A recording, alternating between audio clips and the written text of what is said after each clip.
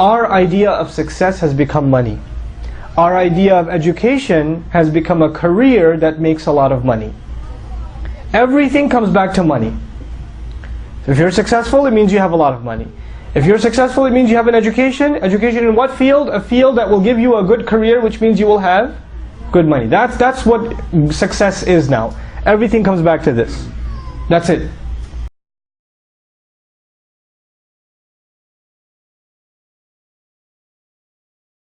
First of all, our mentality has to change.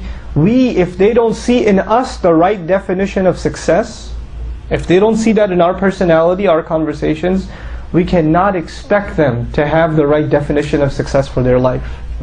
They have to see that coming from us, in what we talk about all the time, in what is important to us most of the time. When husband and wife are talking to each other, are children listening or no? Always. Always. Their ears are always on. Now if you two are talking about the bills, and you're talking about paying off the house, or you're only talking about movies, or you're only talking bad about this other family and what they did, or whatever you're talking about, they will come to know these are the things that adults, this is what my parents do. This is what's important in life. Right? That's it. If you and your wife are talking about Quran, you're talking about Akhirah, you're talking about doing good to others, you're talking about helping somebody, and they see that from you. You don't have to give them a talk about it, they just see it. The most effective parenting is not even telling your child to do anything, they just see it. They just see it all the time, inside the home.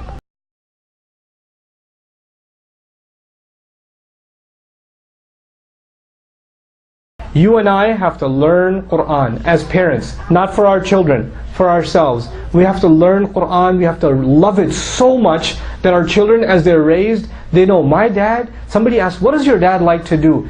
They say that he loves to learn the Quran. He's always talking about the Quran.